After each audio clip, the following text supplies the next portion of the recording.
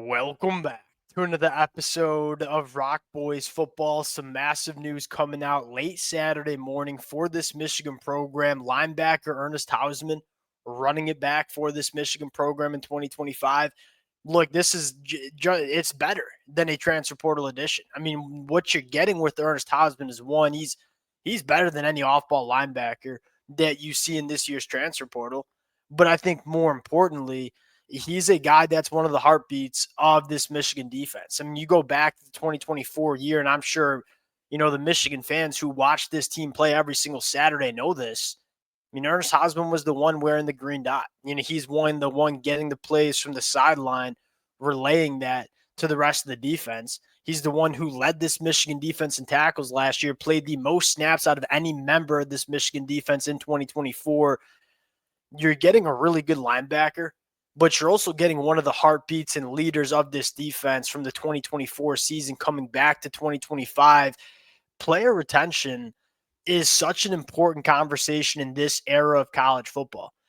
As Michigan fans, like we like to talk about the new players coming into the program, and yes, they are very exciting.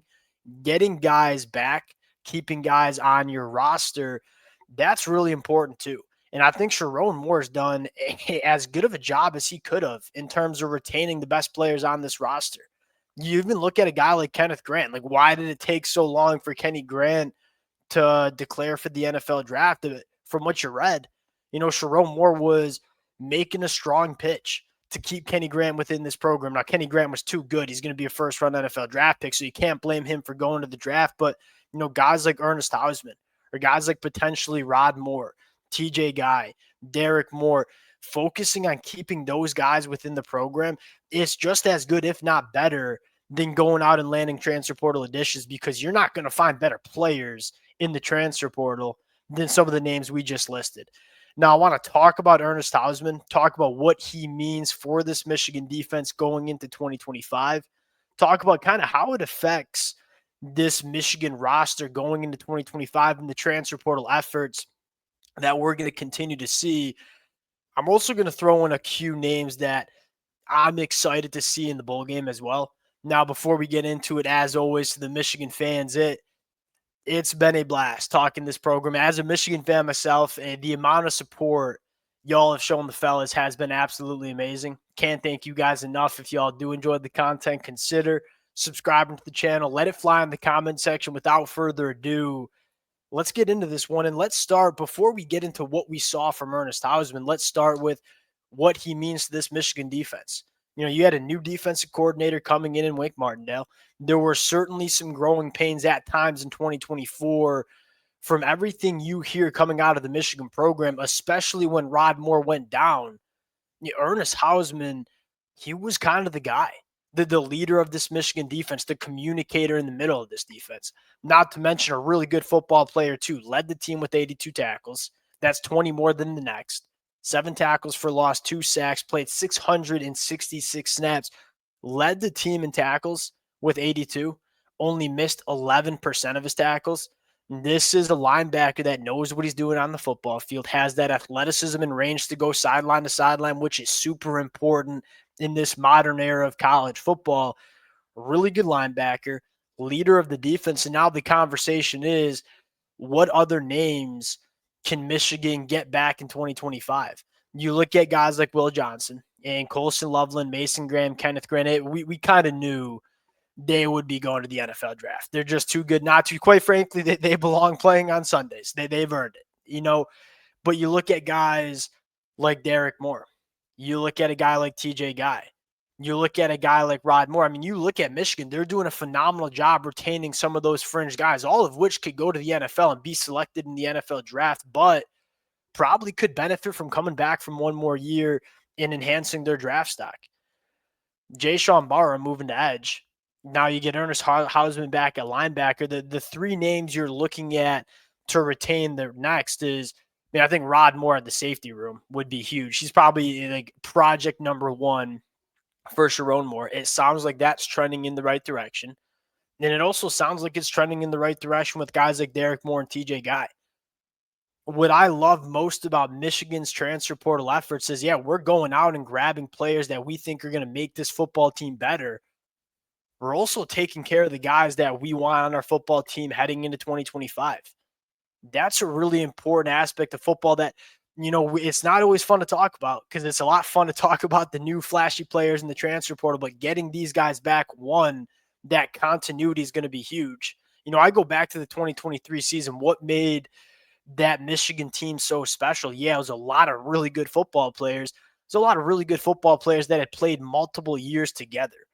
Continuity in this era of college football with so many rosters turning over, it's really important. And I think Michigan's doing a really good job with it. Now, you talk about where Michigan goes next in the transfer portal. Moving Jayshon Barham to edge. You're hearing good things about Derek Moore and TJ Guy coming back. You're hearing really good things about the development of Cam Brandon, a guy like Dominic Nichols. I look at the front seven with Ernest Hausmann coming back, Jimmy Rolder, Cole Sullivan, Troy Bowles coming in through the portal. That front seven to me looking really good. You're probably looking at maybe one more piece on the inside of the defensive line, but outside of that, the front seven, it's talented, it's deep. That's a checked box for me. Then you look at the offensive side of the football, and this is probably where the conversation comes in. I want to start with the offensive line. You're bringing Brady Norton, who I'm a really big fan of. I think you feel good about where Evan Link is going in his tackle development. Andrew Sprague, that to me is going to be the storyline. And it sounds like he's going to get the start at right tackle for Michigan in the bowl game against Alabama. To me, as a Michigan fan, that's where my eyeballs are going to be. What does Andrew Sprague look like after having kind of a full year within this Michigan program as an early enrollee? Does he look like a guy that we can count on playing tackle in 2025? Because if he does, I look at Brady Norton, I look at Evan Link, I look at Andrew Sprague and say, feel pretty good about what this offensive line can be going into 2025. Now, if he looks like a true freshman that might need another year of development, that's probably turning up the heat on that Washington State right tackle. You look at the wide receiver room, to me, that's the last area that you probably want to address. I'm going to throw out a name that intrigues me a lot, and that's Donovan Green. He just hit the transfer portal, and Michigan has been, I think, for lack of better terms, patient in the wide receiver market. You're seeing a lot of the big names, guys like Eric Singleton, guys like Casey Concepcion, really good football players. You're seeing a lot of programs get into bidding wars with those wide receivers. And I don't think Sherrone Moore is interested in that. Sherrone Moore is going to be aggressive when it comes to NIL, and we've seen that over the last couple of weeks and months. But I don't know if he wants to get in those bidding wars. And I think Sherrone Moore, this Michigan staff, are kind of being patient, waiting for some teams to kind of empty their clips, so to speak, in the portal and go out and get some really quality wide receivers paying the right price. Donovan Green, to me, is exactly what Michigan's looking for. And as a Wake Forest alum, I watched a lot of Wake Forest football. There hasn't been many bright spots the last couple of years. Donovan Green, when healthy, has been one of those bright spots. He's a former top 100 prospect coming out of high school, has battled a laundry list of injuries, has dealt with not so good quarterback play. The reason Donovan Green sticks out to me is he's kind of the ideal wide receiver that Sherrone Moore wants to go after. I mean, you look at the kind of wide receivers Michigan's going after, a guy like Donovan McCulley who goes 6'5". Donovan Green, 6'2", 210, runs extremely well. He is a premier athlete for his size. Now, the production's not necessarily great because the injuries have really bugged him. If he's fully healthy in 2025, I think he is certainly a starting caliber wide receiver for Michigan, and a guy that I think would make a ton of sense to bring in for this Michigan program.